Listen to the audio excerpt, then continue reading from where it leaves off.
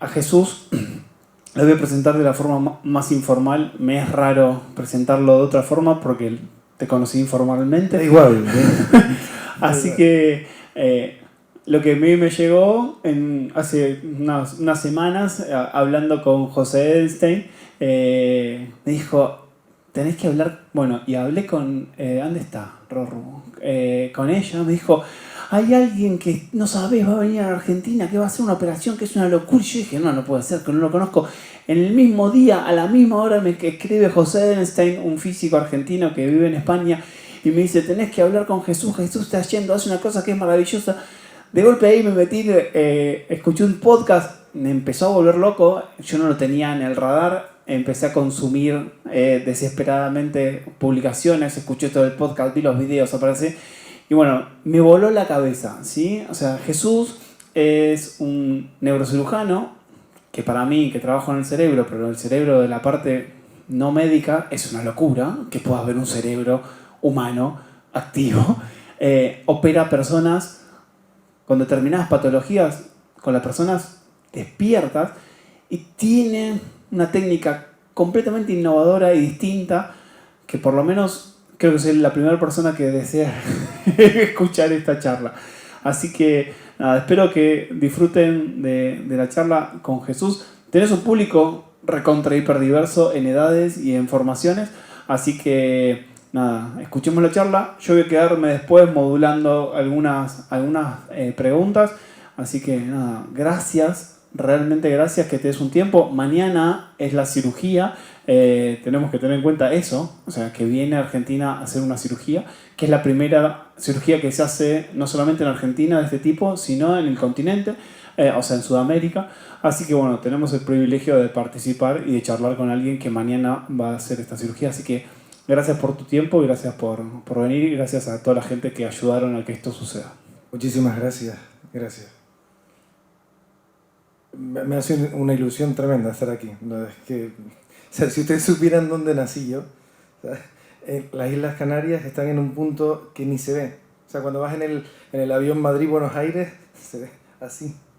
Y estar aquí me hace una ilusión tremenda, no se lo pueden ni imaginar. Gracias. Se ve que me cogió cariño estos días, me presentó como re bien. Muchas gracias también por la organización, lo agradecemos mucho, de verdad.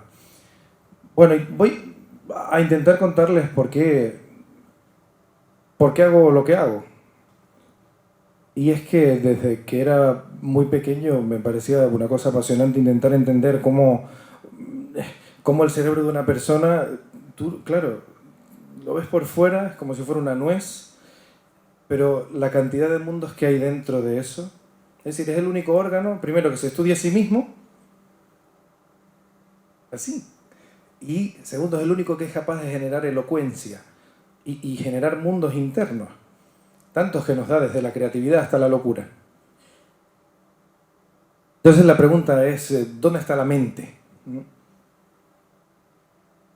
Cuando, creo que todos, si hay gente de ciencias, a todos nos enseñaron el caso de Phineas Gage, a un tipo americano le atravesó un hierro el ojo, subió por la parte basal del lóbulo frontal y después de eso sobrevivió, pero cambió de familia 3 veces, cambió de trabajo 5 veces y todo fue un caos después. Entonces nos dijeron que, bueno, el alma y la mente humana estaban en el córtex prefrontal, en esta zona del cerebro, ¿no?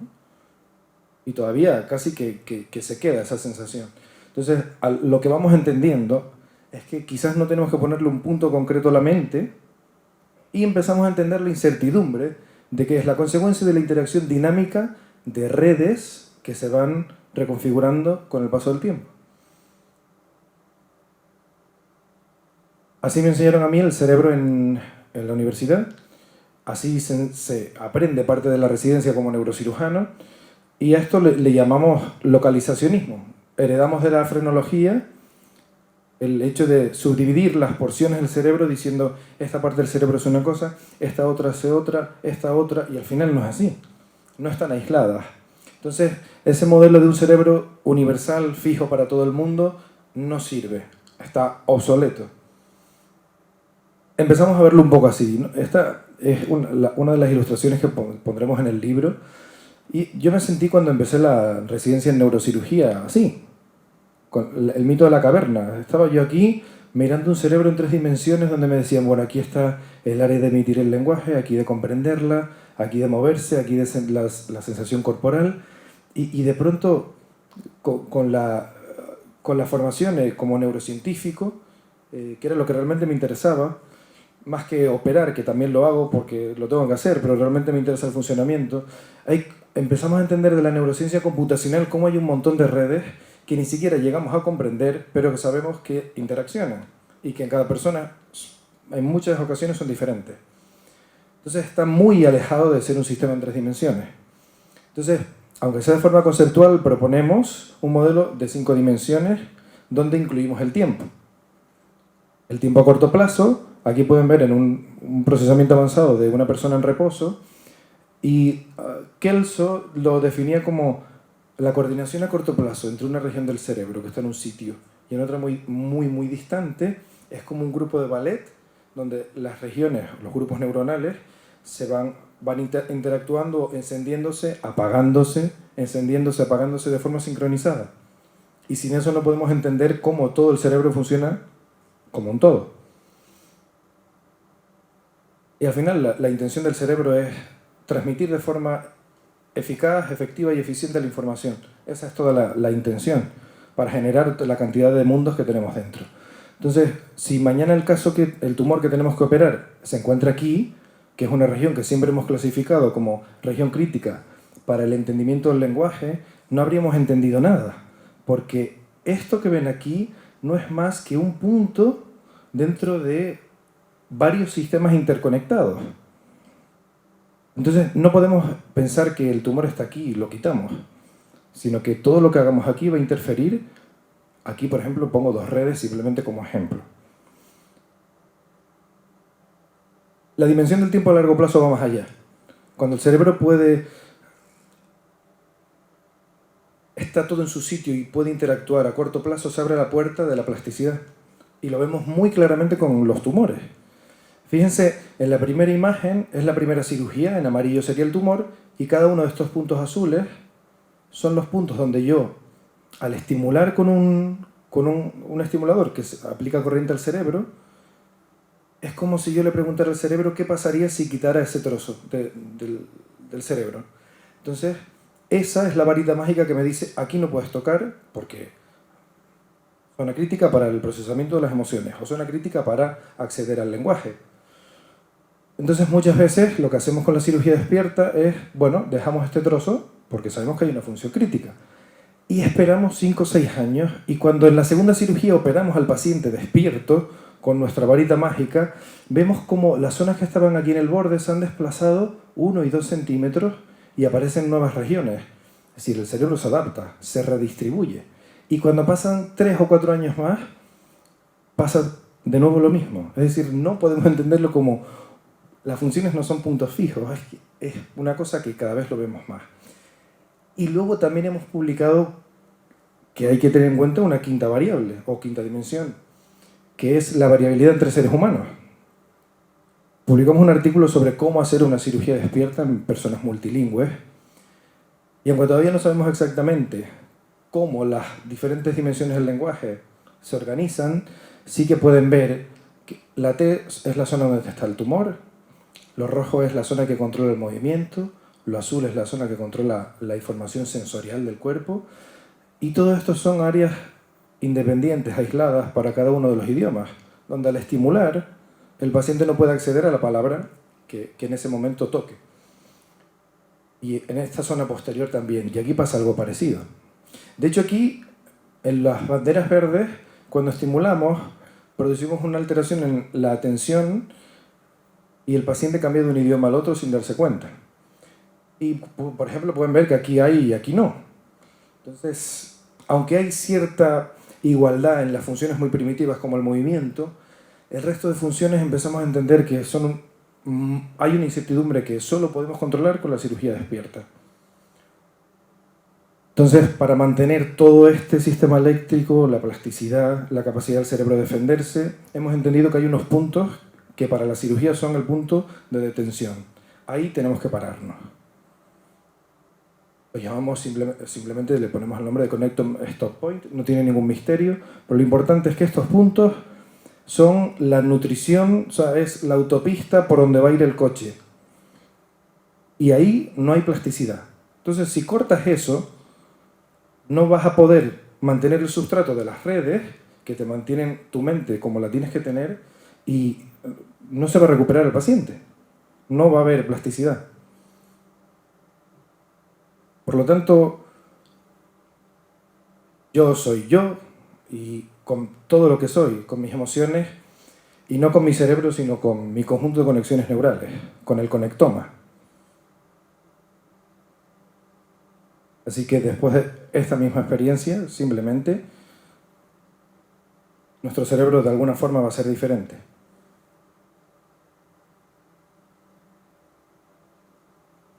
Por ejemplo, una de las cosas que cuando entré en la residencia en neurocirugía era difícil compaginar y se me criticaba era por el hecho de ser un ser humano preocupado por las emociones y por la música, por sentir o por cómo el cerebro permite que podamos sentir amor, amar. Entonces fue difícil porque piensan que por ser artista no puede ser neurocirujano, pero si hay alguien aquí, solo para decirle que todo es posible. Creo que no se va a escuchar, pero...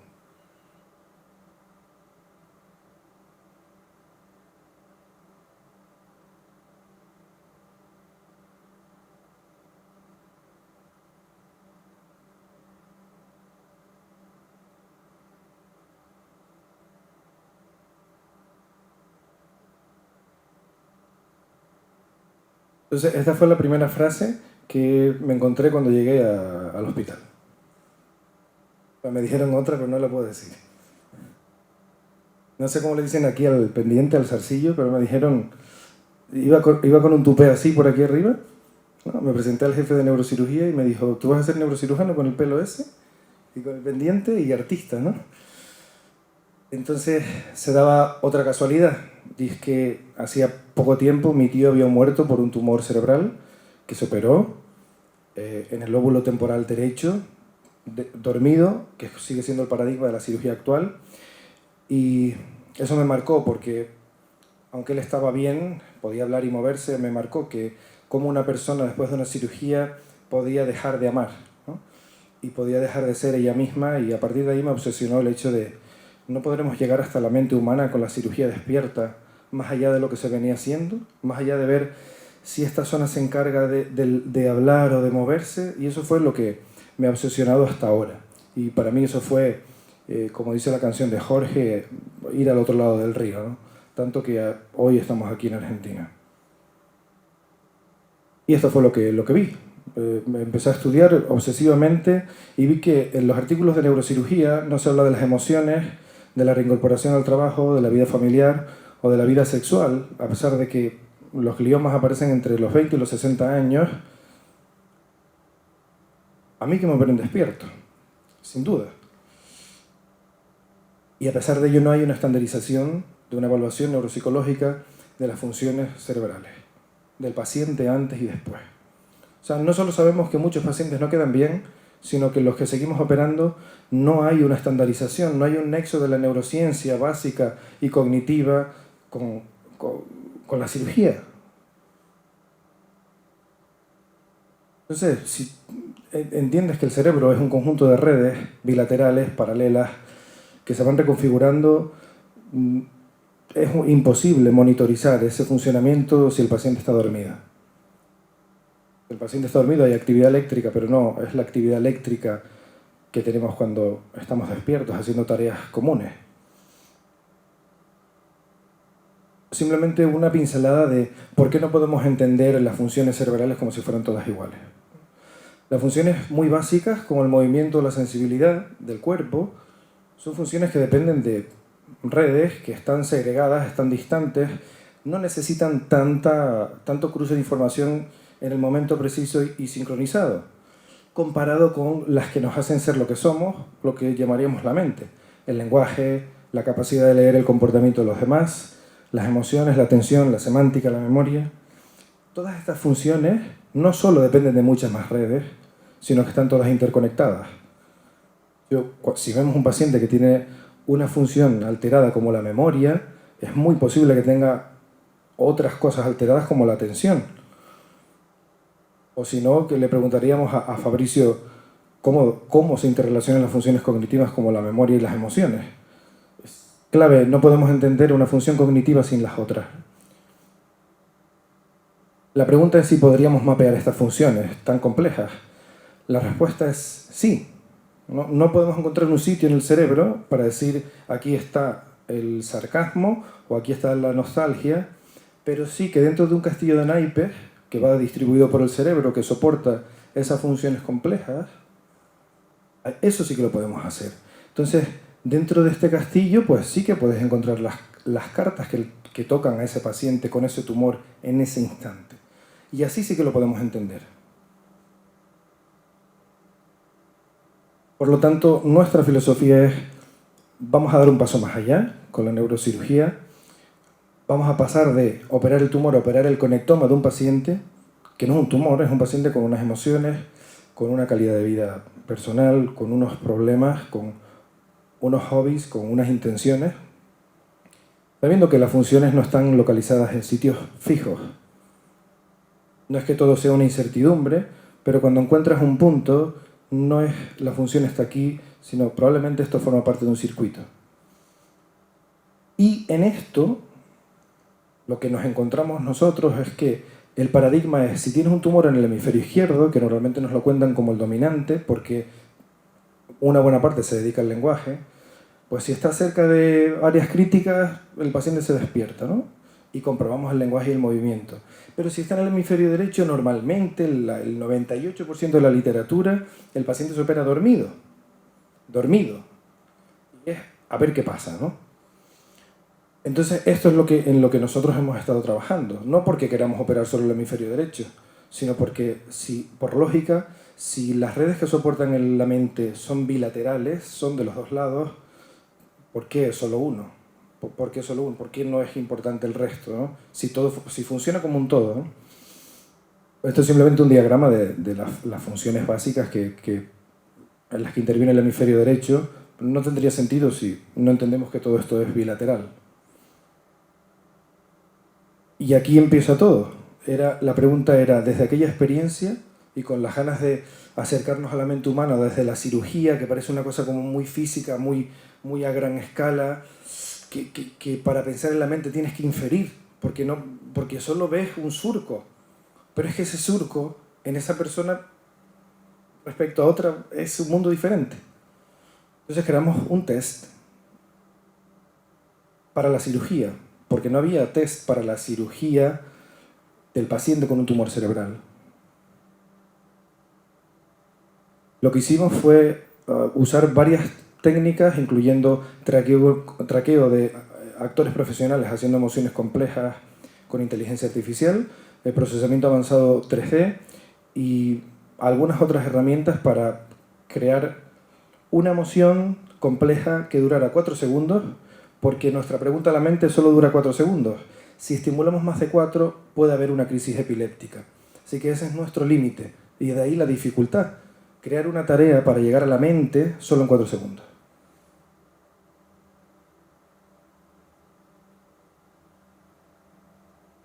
Entonces, el día antes le pasamos el test al paciente, comprobamos varias veces que lo ve de la misma forma y durante la cirugía, en determinadas regiones, al aplicar el estímulo, entendemos, hipotetizamos que distorsionamos la metastabilidad de varias redes que soportan la función del reconocimiento emocional.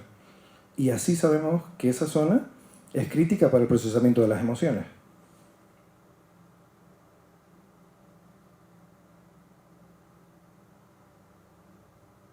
Así es como se ve en la cirugía en vivo.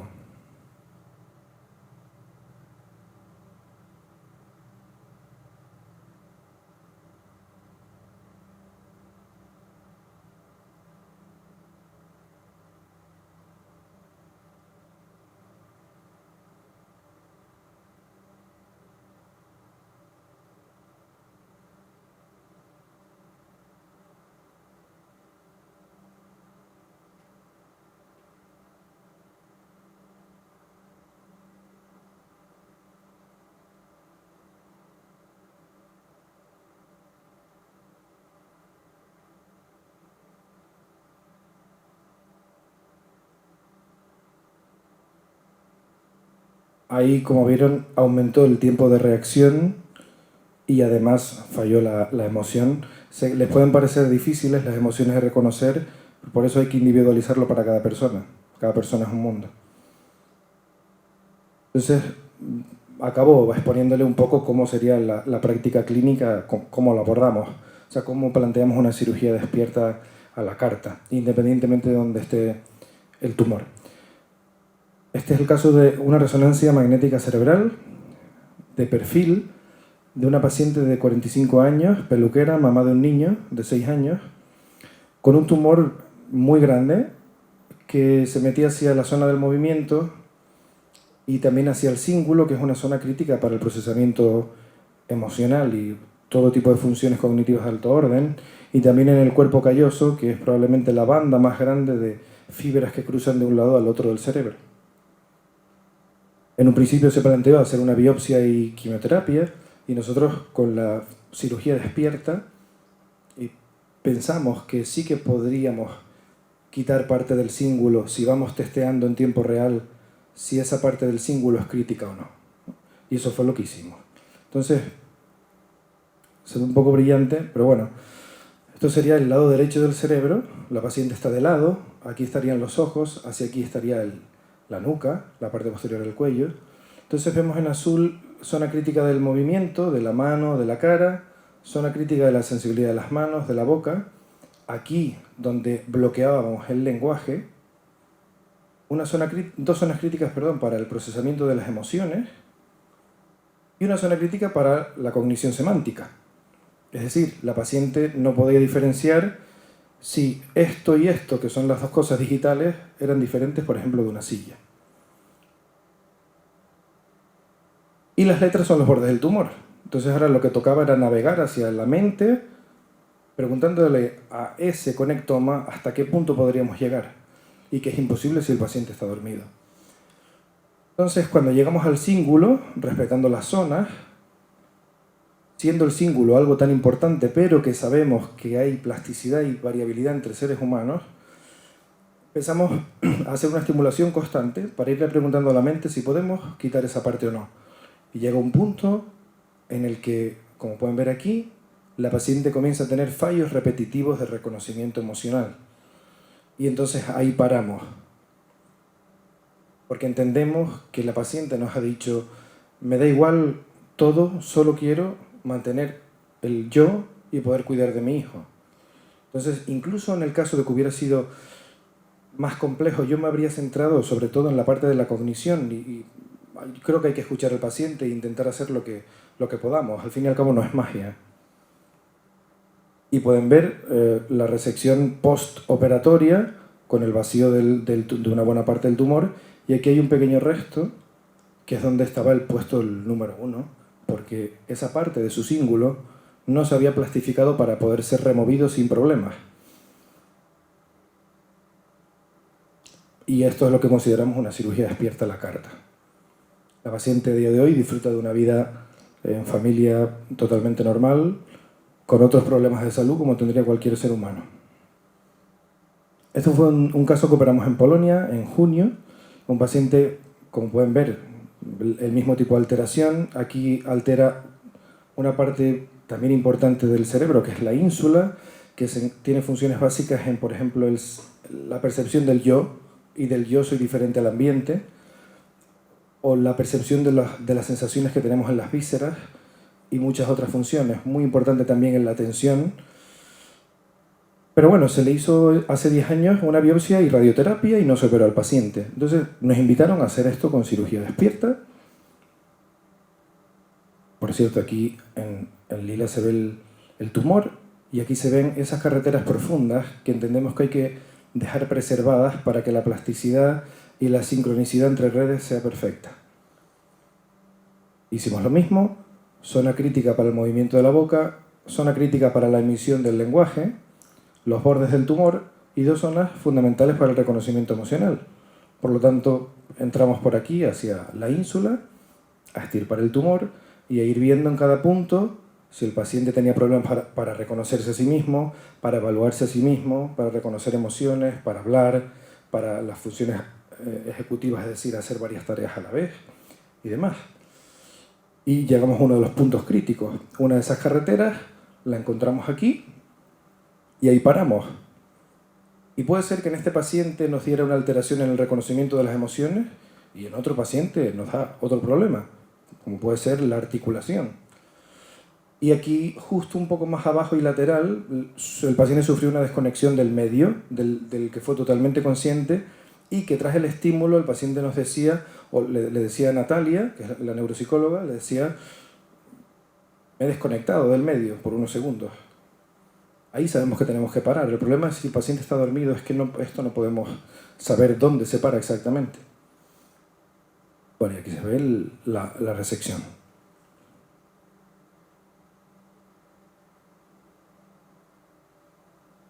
Bueno, esto no se ve muy bien, pero esta es un poco la disposición.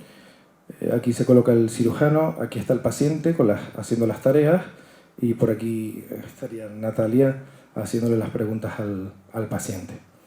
Y por último, un caso bastante interesante que tuvimos de una paciente de 36 años, intérprete, había sido mamá 2 meses atrás, necesitaba sus 5 idiomas para trabajar y tenía un tumor en una zona que ese tumor, teniendo riesgo de sangrado, podría provocar daños fatales en su vida. Y, pues, por ejemplo, no poder moverse más el lado derecho o no poder hacer su trabajo como intérprete. Entonces, nosotros que nos sentimos con la seguridad de que la cirugía despierta y nuestra varita mágica nos va a ayudar a llevar la calidad de vida al máximo nivel, o al menos a intentarlo, fuimos y lo hicimos. Entonces encontramos la zona del movimiento, con el bloqueo de la emisión del lenguaje, zona de sensibilidad de la cara, y en cada uno de estos puntos que ven, cada uno de los 5 idiomas, son zonas en las que al estimular, la paciente no podía acceder a una palabra concreta que le pedíamos en cada uno de esos idiomas. Por lo tanto, se nos ha dicho en este dogma de la visión modular del cerebro que existe en la región de Broca y que no se puede tocar, que es el área del lenguaje, y nunca nos contaron que el lenguaje es emitir sonidos, es acceder al diccionario que tenemos en la mente, es entender cómo yo tengo que hablar diferente ahora que cuando salga, que es la pragmática, y cómo se interrelacionan las dimensiones del lenguaje. Sin eso no podremos entender por qué Broca y Wernicke no existen. No son más que puntos variables entre personas que forman parte de una red. Y por eso este tumor lo pudimos operar, si no, no podría ser posible. Y además, con esta hipótesis de que todo está conectado bilateralmente, también en el hemisferio izquierdo encontramos regiones críticas para el reconocimiento emocional en diferentes áreas. Con mi mentor, que es el profesor Dufo, con quien sigo a día de hoy. Esta fue la imagen de la primera cirugía que hicimos con el test de reconocimiento emocional. Bueno, y esto es una foto con parte del equipo del Instituto Goodman, que es un instituto de rehabilitación preoperatoria. Estamos intentando con estímulos magnéticos desplazar zonas críticas del tumor antes de la cirugía para ver si podemos conseguir mayores tasas de resección. Así que la mente humana no tiene, lo siento, pero no tiene un punto exacto en el espacio y es fruto de una interacción dinámica entre redes. De hecho, para hacer esto que estoy haciendo ahora mismo, tengo 3 redes interconectadas esenciales. La red frontoparietal, que me permite estar haciendo esta tarea sin pasarme a otra. La red de saliencia, que me permite estar recibiendo estímulos de mi propio cuerpo, de las vísceras, de la tensión de estar aquí hablando con ustedes, y de otras cosas que me vienen al pensamiento, pero no irme hacia ello. Y la red por defecto, que es la que me permite hacer cierto insight de lo que estoy viviendo yo ahora mismo. Solo para esto necesitaríamos esas 3 redes en perfecta consonancia. Entendemos que la única forma de verdad asertiva, real, para ver dónde están las funciones del paciente y preservarlas, es hacer una cirugía con el paciente despierto y a la carta. Es que en ciencia, aquel momento puse en ciencia, pero ahora he entendido que es en la vida. En la vida, si quieres dar un paso más allá, en el trabajo y en cualquier cosa que se te ocurra, tienes que aceptar que vas a ser ofensivo o molesto, al menos por un tiempo. Y es así. Los cambios de paradigma son difíciles, puedes tener toda la ilusión del mundo, pero tienes que entender que vas a ser ofensivo y molesto, pero que siempre te queda la oportunidad de demostrarlo con datos. Porque la ciencia no es religión, son datos. Y una frase de mi mentor, cuando publicó este artículo sobre que el hemisferio derecho no era el no dominante, y un neurólogo le contestó que, bueno, que el hemisferio izquierdo era el dominante, obviamente, porque era el que nos permitía acceder al léxico y a las palabras. Él, la respuesta, en vez de extenderse y explicarse, contestó una sola frase y le puso: por favor, no olvidemos al paciente, debería haber algo más que un hemisferio no dominante. Y con esa filosofía es con la que a día de hoy pues, estoy aquí con mi equipo para operar un paciente que creemos que podemos ayudarlo con este enfoque con el que intentamos que la neurocirugía cruce hacia el otro lado del río de la neurociencia y de la cognición y de la mente humana y de las redes. Así que solo para que se animen un poco cuando les intenten hundir y les empiecen a dar palos y les pongan palos en las ruedas, no se olviden que yo entré con un tupé hasta aquí, un pendiente, y me dijeron que no iba a poder ser neurocirujano, y cada uno es lo que quiera. Yo soy y me siento súper orgulloso de haber llegado hasta aquí, y estoy demasiado agradecido a la gente que te sustenta, porque sin eso es imposible ir a ningún lado del río. Es mi frase favorita. En algún momento vimos una luz al otro lado del río y creo que a veces solo nos falta querer ir, meternos en el agua, nadar y que sea lo que Dios quiera. Y yo me encuentro en esa fase ahora mismo. Muchísimas gracias.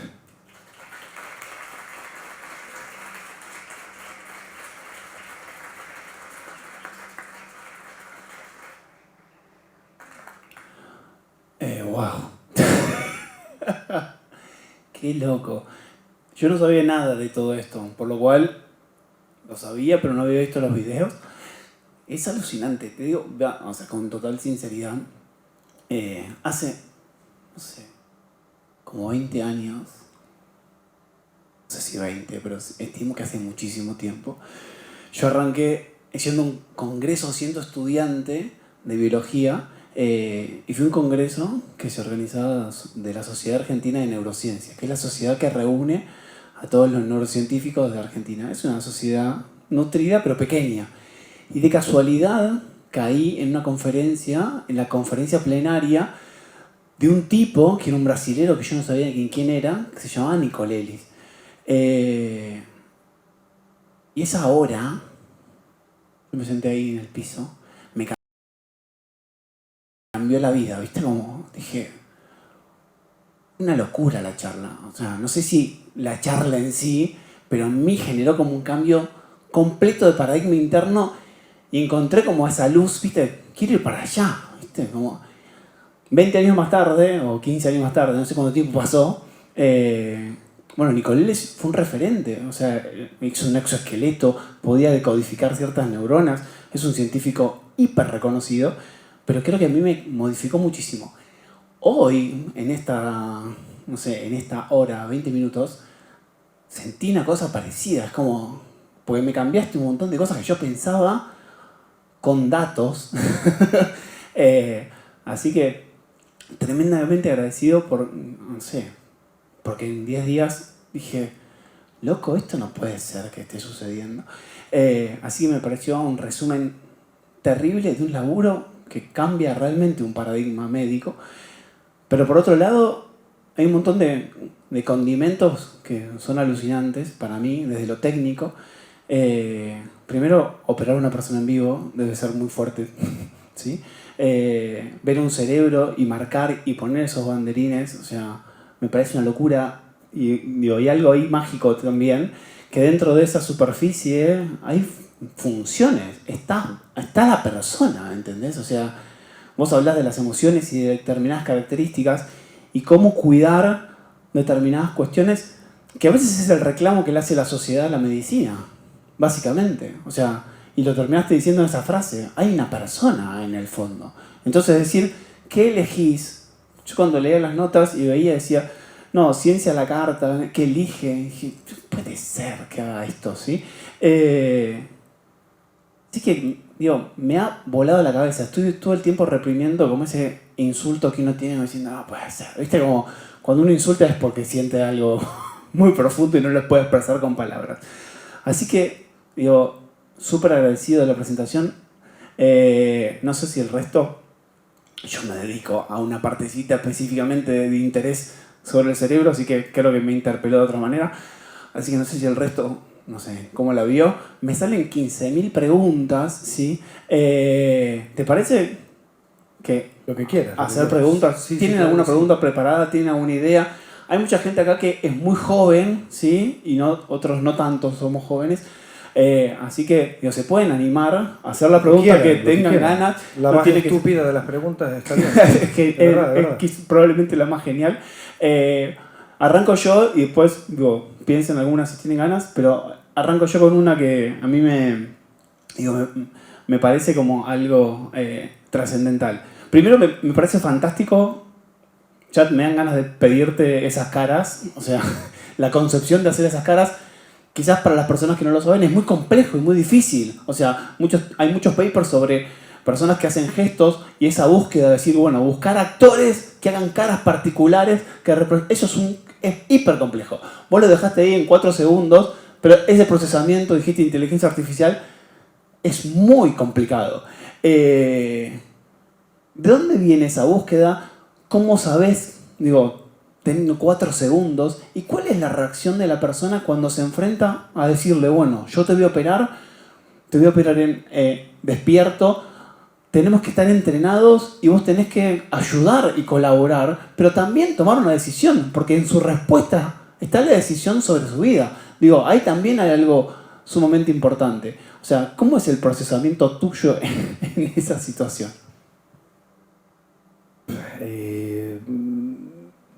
No, fueron como 3 preguntas en una. Espera un Perdón. Espera que me organizo. Respecto a lo de los actores, eso ha sido un infierno, el hecho de empezamos con avatares solos, luego avatares traqueando actores, luego se nos ocurrió, por ejemplo, se nos ocurre hacer medias de actores y sacar medias en un espacio normalizado y generar emociones. Se nos ha ocurrido de todo. No, o sea, porque la dificultad es que estábamos haciendo algo que nadie... Sí que hay muchos papers sobre el reconocimiento emocional y sobre la lectura de la mente, pero la cuestión era cómo usarlo dentro de la cirugía en 4 segundos. Entonces, me pareció que la única opción que había era, ok, hagamos una emoción en movimiento durante 4 segundos. Natalia, cuando le da al ordenador, yo escucho un clic, estimulo y durante ese tiempo el paciente tiene que hacer el procesamiento de reconocer la emoción. Las posibles respuestas del paciente pues son o se equivoca directamente de emoción cuando ya hemos comprobado que la ve de una forma. Otra opción es que tiene un tiempo de latencia gigante y no puede verla, lo tomamos como un fallo. Y la otra opción, que también pasa, es que el paciente, que es parecida a esta última, no responda nada y tú le preguntas luego, para que se evalúe, le dices, ¿te diste cuenta de que, por ejemplo, que no respondiste? Y te dice, por ejemplo, no, sí, yo respondí. Entonces, en ese punto, además de alterarse el reconocimiento emocional, se altera la metacognición, o sea, el paciente pierde la capacidad de evaluarse. Perdón, una pregunta ahí en el medio. O sea, toda esa evaluación es online. O sea, sí. Vos no solamente estás ejecutando eso en 4 segundos, sino tiene que haber alguien que esté evaluando en paralelo para seguir y para ver hasta dónde avanzás o dónde... Sí, siempre es en paralelo con neuropsicología, con Natalia. Entonces yo tengo que estar con el estimulador, escuchando al paciente, viendo que, porque además no solo es la tarea de reconocimiento emocional, sino el paciente está haciendo una flexo-extensión constante para comprobar que la memoria de trabajo está funcionando. Entonces tenemos que estar pendientes de todo. Natalia me dice, se le movió la boca, ha parado el brazo, ha reconocido mal la emoción, no es capaz de evaluarse, y en eso no lo había pensado, pero es cierto que tomamos decisiones en cuestión de segundos. Y no te das cuenta porque al final es lo que haces, pero sí es cierto que te basas en unos segundos para decir aquí paro, aquí no.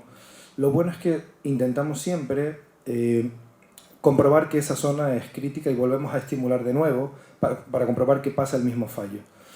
Y respecto a cómo afrontarlo con el paciente, creo que nosotros hemos tenido suerte porque ya el paciente venía vienen a nosotros o nos invitan sabiendo que quieren someterse a esa cirugía, y no sé qué ha pasado, que no sé si lo hemos contado de una forma muy romántica, pero el paciente, te prometo, que viene con ganas de operarse despierto.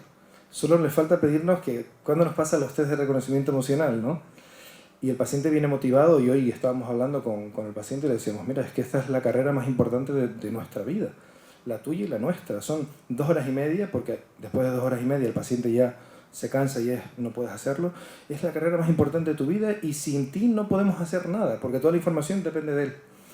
Entonces, respecto a filosóficamente lo que implica para nosotros, cómo lo vivo yo, es muy loco, no sé, te sientes... Yo solo soy consciente de que tengo una responsabilidad gigante, pero intento como no hacer caso a eso y enfocarme en la tarea y olvidarlo, porque si lo pienso como ser humano muy sensible que me considero, no sería capaz de llevarlo a cabo, sería imposible. Bueno, voy a reprimir las preguntas. Sí. Sí, mira, es cierto que el otro día estaba dando una conferencia en Madrid y me decía una psicóloga, dice, pero no contaste a la gente que el cerebro no duele, la gente va a pensar que estás ahí y cada vez que tocas al paciente le va a doler. No, el cerebro tiene un secreto, y es que no tiene receptores de dolor, ni de presión, ni de temperatura. Es decir, si le abriéramos, con permiso, a usted la cabeza ahora mismo, usted solo le dolería la piel y la membrana que envuelve el cerebro, pero no el cerebro. Por eso nos permite hacer lo que queramos. Así que estamos removiendo el tumor y el paciente no nota nada. Y le hacemos anestesia regional en todos los puntos craneales, y luego dentro en la membrana que recubre el cerebro, que también duele. No, desgraciadamente le tenemos que sacar una tapa del cráneo, pero se la volvemos a poner, se la ponemos de vuelta.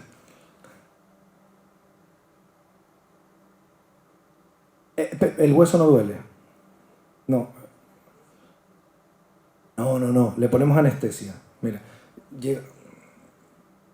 No, pero le ponemos anestesia de larga vida media, para que no se vaya durante la cirugía. O sea, dura 6, 7, 8 horas la anestesia.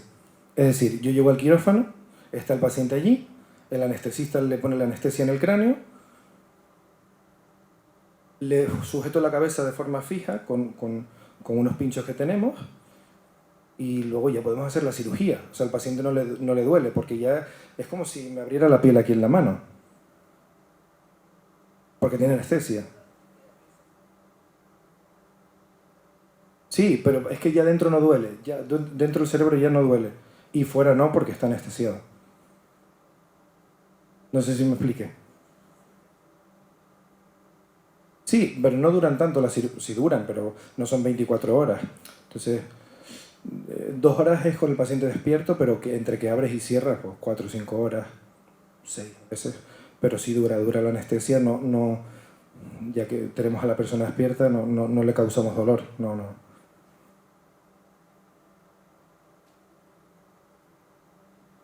No, se le duerme después, pero durante el proceso no siente nada.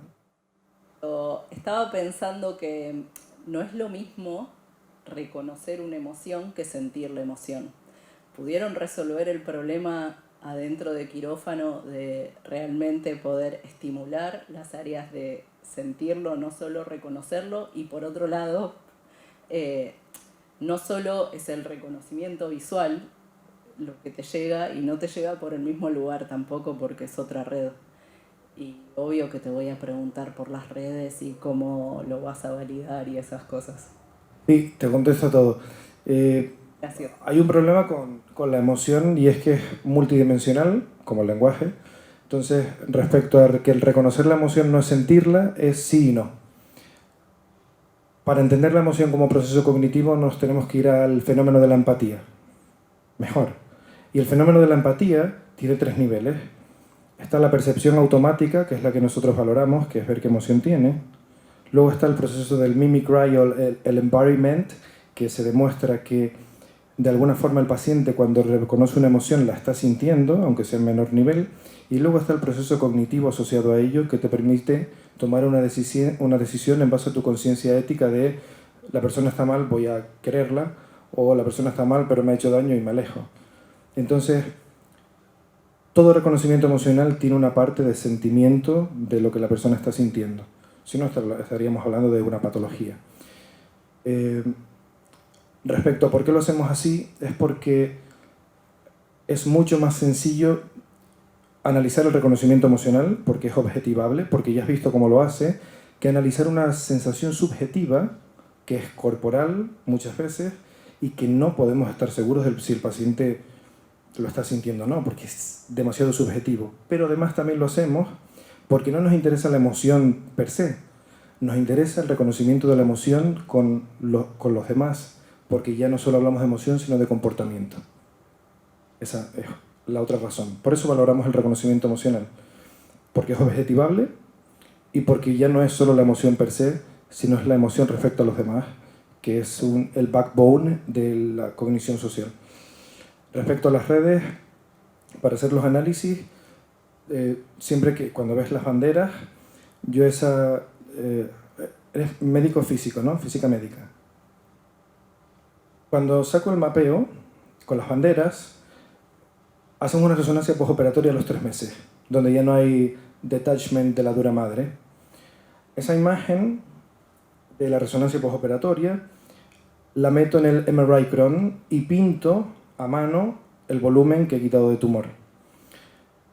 Ese volumen lo convierto en una esfera, lo paso por el MNI 152 dentro del SPM12 con MATLAB y ahí ya me permite hacer un montón de cosas. Saber qué tracto se ha desconectado, saber qué red eléctrica se ha distorsionado en ese punto y ahora estamos empezando a ver si en ese punto ha habido una desconexión de varias redes, porque en muchos casos, en el reconocimiento emocional, hay una distorsión de la frontoparietal, la red de saliencia y la red por defecto. O sea que de alguna forma estamos infiriendo sobre la meta red que se forma de estas 3 redes. Ese sería más o menos, resumido, cómo hacemos el procesamiento de redes eléctricas.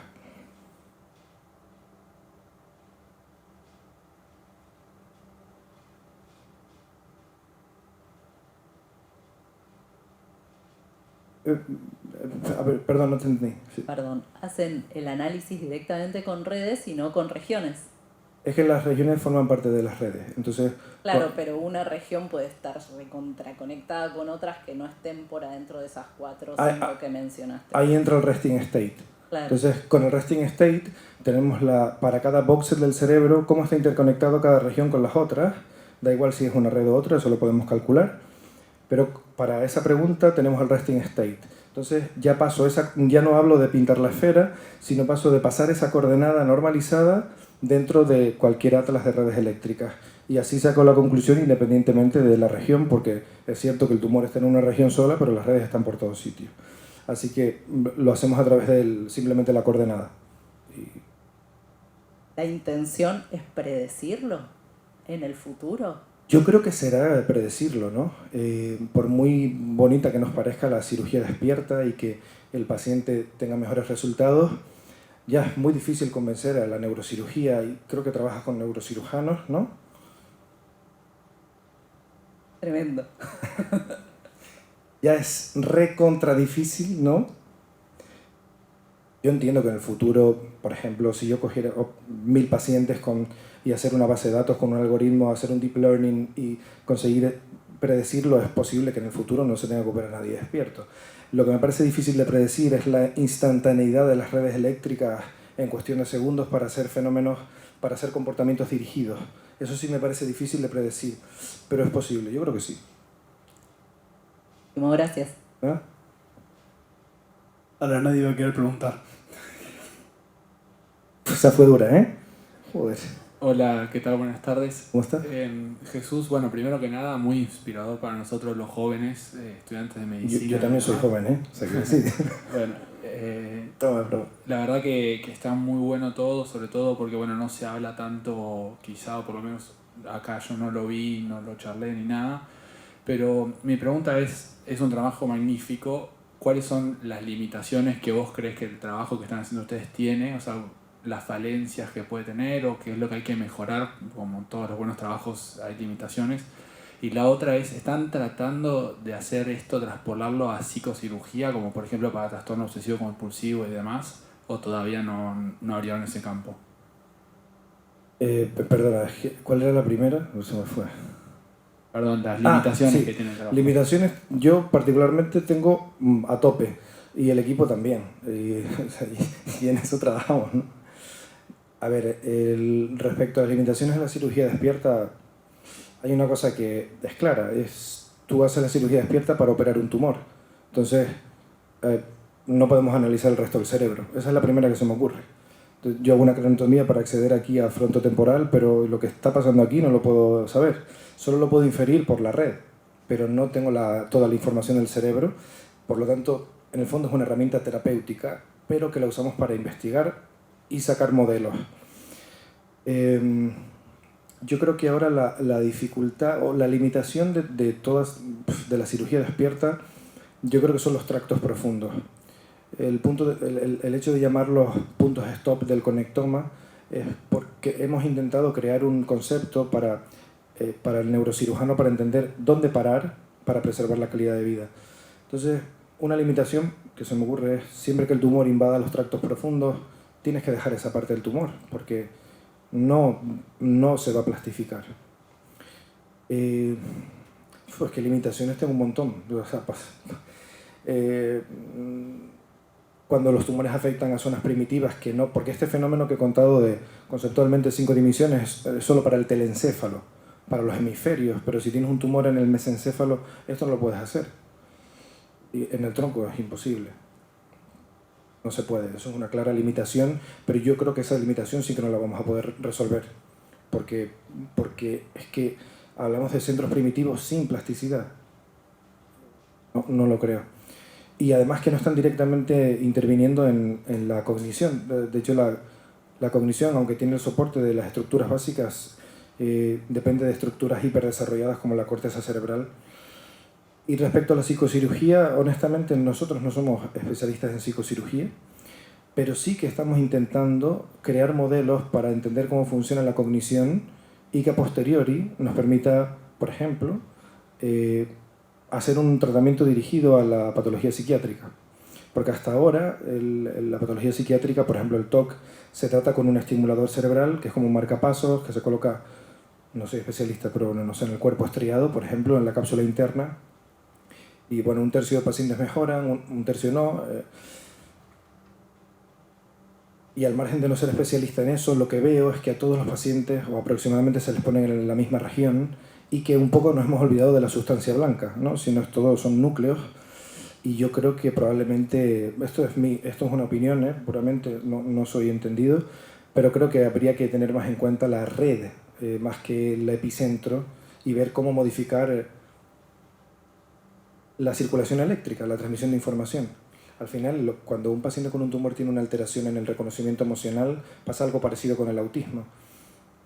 A nivel eléctrico es lo mismo. Las áreas que deberían estar integrándose para generar la electricidad que nos permita eso están distorsionadas. Entonces, yo no voy a curar una esquizofrenia, pero creo que podemos, como neurocientíficos, aportar modelos nuevos para abordarlo algo mejor, creo, o espero. ¿Otra más?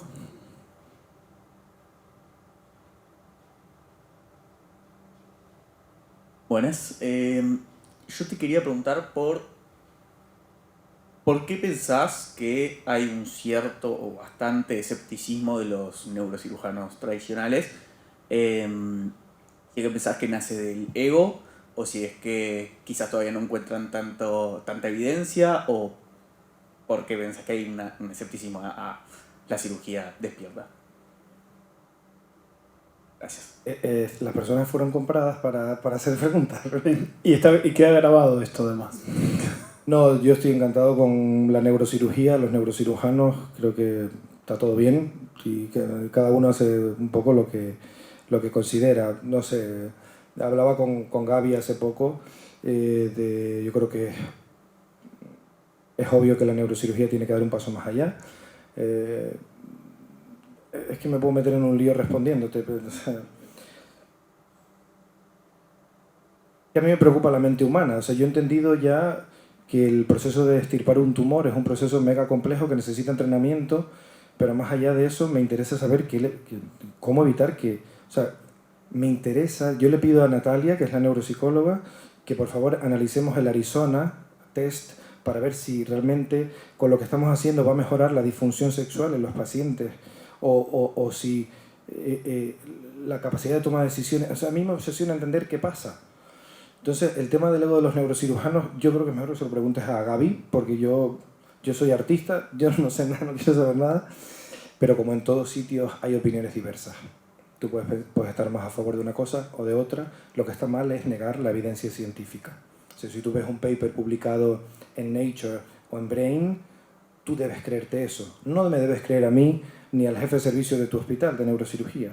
Debes creer los datos. O sea, tú ahora deberías ir y comprobar si todo esto que he contado es así, porque es la única forma de avanzar. Pero sí que te puedo decir, tienes al lado uno, que los neurocirujanos son tipos especialmente peculiares. Pero yo soy artista, o sea que no te preocupes, no, da igual. Bueno, una última pregunta. Sí. Te pregunto, ¿qué diferencia hay entre la plasticidad de un adulto y en la de un niño en el cerebro? Dos personas de la misma edad pueden tener la misma plasticidad, la misma capacidad de adaptación ante un... Creo que no sé ninguna de las dos. La primera, es cierto que antes pensábamos que la plasticidad era un fenómeno exclusivo casi que al hipocampo y en niños, y lo cierto es, como viste en ese paper, no. Te diría que hasta los 60, 65 años se mantiene, va decayendo, pero hay plasticidad, siempre y cuando en la corteza subcortical no hay grandes niveles de plasticidad. Así que es mayor en nuestra edad que alguien que tenga 60, pero la hay, la sigue habiendo. O sea, es un mito de eso de que no haya plasticidad en gente mayor. Y se me olvidó lo otro. Ah, sí. No tenemos ni idea de cómo se induce la neuroplasticidad. Sabemos que varía de una persona a otra, porque si tú coges un tumor en el mismo sitio, en una persona de la misma edad, del mismo sexo, como si es de la misma familia, vas a ver que si pusiéramos las banderas, en una segunda cirugía que ya ha hecho plasticidad, estarían probablemente en otro sitio. O sea que de la plasticidad conocemos poco. Solo conocemos la punta del iceberg, que es lo que vemos de... Fíjate lo atrasados que estamos, que lo difícil que es la ciencia, que lo que vemos de la plasticidad es cómo se desplazan las funciones. Estamos persiguiendo algo que sabemos que va más rápido que nosotros, que sabemos que va oculto y va invisible, y aún así nos tiramos al río y a nadar a ver si conseguimos coger algo. O sea. Bueno, te felicito por la charla porque eso no te lo dije antes cuando intervine. Bueno, te cuento que yo también soy científica y artista y estoy haciendo charlas con científicos artistas en la Universidad Nacional de Avellaneda desde hace un tiempo, y quería preguntarte cómo influye la ciencia en tu arte y cómo influye tu arte en tu ciencia.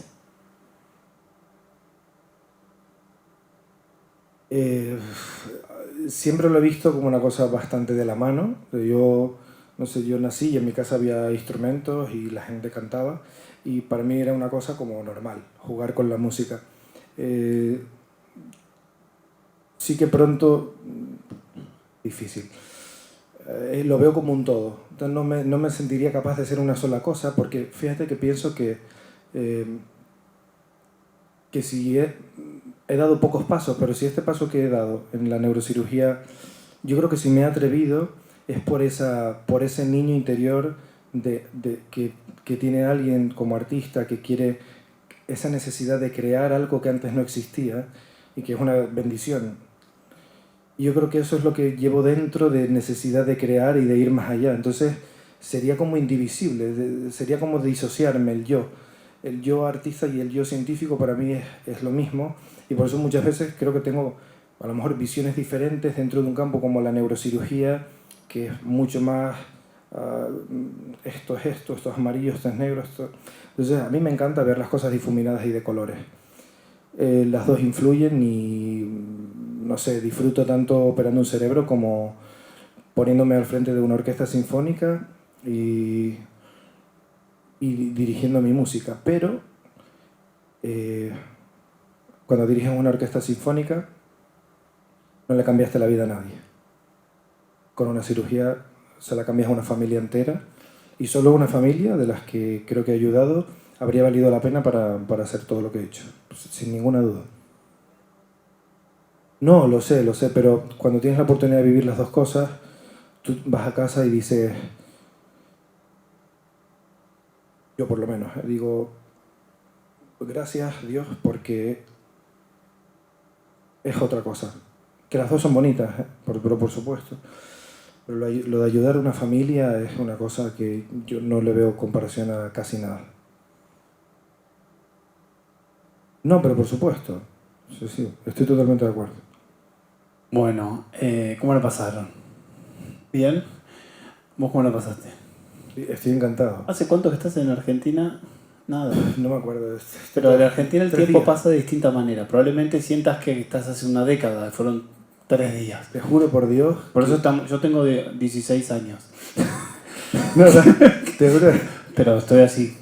Llegamos el sábado y yo no sé, se nos ha pasado el tiempo volando porque no nos ha dado tiempo, ni no he podido ir ni al Ateneo ahí, ni a tomarme un café, ni nada. Entonces el equipo está viviendo las vacaciones y yo aquí trabajando. Bueno, agradecerte profundamente. Gracias, Fabricio. Gracias bueno, por todo. vamos a estar en contacto estos 2 días que te quedan. Pero Nos vemos en España. de todas formas. verte de España. Bueno, agradecerle a todas las personas que vinieron. Para mí fue recontra hiper inspiradora, como dijeron los chicos. Hay algo ahí en las Islas Canarias. Conozco a 3 personas que son de Canarias y los 3 son científicos, así que creo que debe haber algo magnético en esa región. Así que nada, muchas gracias. Gracias al centro, al C3, a Cecilia y a las personas que vinieron. Repito, un martes a las 5 de la tarde ver esto es una cosa, una frutilla de algún postre que existir. Pero como no soy ni médico ni artista, no lo sé describir. No, Así que muchas gracias. Muchísimas gracias. Gracias a todos por venir.